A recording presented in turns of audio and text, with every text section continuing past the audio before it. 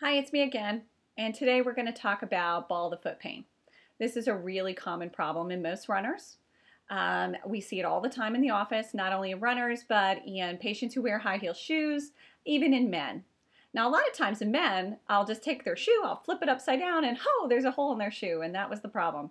No, just kidding. That does happen, though. In women with high heel shoes, it is a lot of pressure on the nerves in between the toes.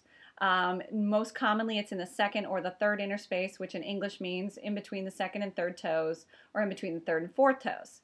In runners, it's super common in between the third and fourth toes, and less likely in between the second and third, unless you have an underlying hallux valgus problem, which in English means if you have a bunion. If you have a bunion, then it does usually put a lot of pressure on the second and third toes. So, what does all this mean? Well, people come in saying, I have numbness and tingling in my toes, or my foot falls asleep when I run, or something as simple as I'm running, I feel like I've got this bunched up sock in between my toes. I take off my shoe and I rub my toes and it gets better, but then as soon as I start running again, I start to get that pain again. And of course, this progresses to now I have pain all the time. I have pain in all my shoes. I get out of bed in the morning and it feels like someone's stabbing me in between my toes, especially when I put on any pair of shoes. Well, you probably have a neuroma. A neuroma is a pinched nerve in between your toes, which also in English means that you have compression of the nerve in between your third and fourth toes, causing you excruciating pain. Ooh, doesn't sound very good, huh? No. Some people actually have a traumatic event. I fell off a curb, I broke a metatarsal. It's not uncommon to have a neuroma after having a stress fracture of the third or fourth metatarsal. And so commonly, we'll take a look, we'll compress in between the third and fourth toes, and then we'll compress in between the second and third toes, and you'll find, at one of them, you will jump off the table. And then you truly do probably have a Morton's neuroma. This can be confirmed by ultrasound, but oftentimes we don't even need one because I have an ultrasound like on my little fingers here. I also have an MRI on my thumb. Ask any of my patients. But the bottom line is, what can we do?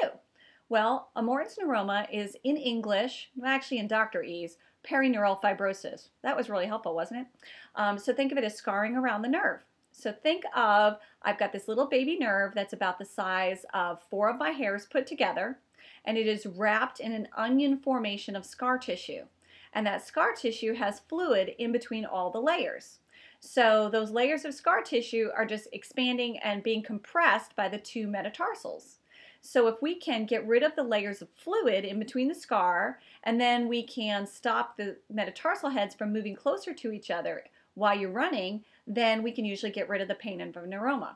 So we get rid of the fluid with usually a cortisone injection, although for wimpier people, we just give them a Medrol dose pack, which is an oral corticosteroid. Much better to give you an injection. It works way faster.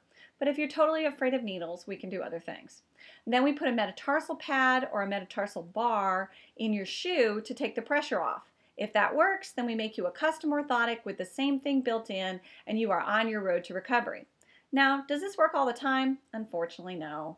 There are lots and lots of people, in fact, I would say it's greater than 40%, that come in that their nerve is so compressed and so scarred that there's not a darn thing we can do to calm it down. Now, in that case, we have to either kill the nerve using a sclerosing agent or an electrical agent, or some people will freeze it. In fact, the freezing the nerve, which is considered cryotherapy, is actually quite popular these days. Back when I was first training, sclerotherapy was very popular, where you took alcohol and injected it into the nerve. Basically, you're killing the nerve.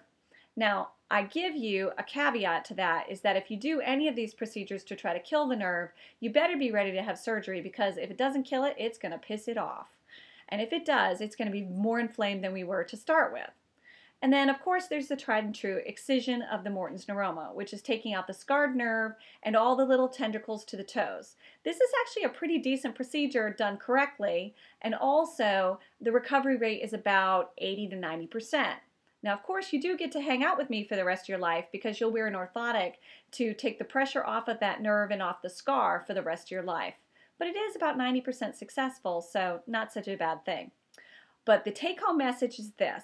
If you have numbness or tingling in the ball of your foot, if your toes are going numb when you run, if you have excruciating pain in the ball of your foot, or you just feel like you've got a big balled up something, bunched up sock kind of thing in your foot, come in way before you're going to need surgery, because there's lots and lots of conservative things that we can do that will make it significantly better without surgery. So again, come visit your favorite podiatrist. If you don't live in the DFW area, go to footphysicians.com and find yourself a board certified foot and ankle surgeon and take a visit, because if you don't, you're going to end up on somebody's operating table. That's all for now. So word of the day, Morton's Neuroma.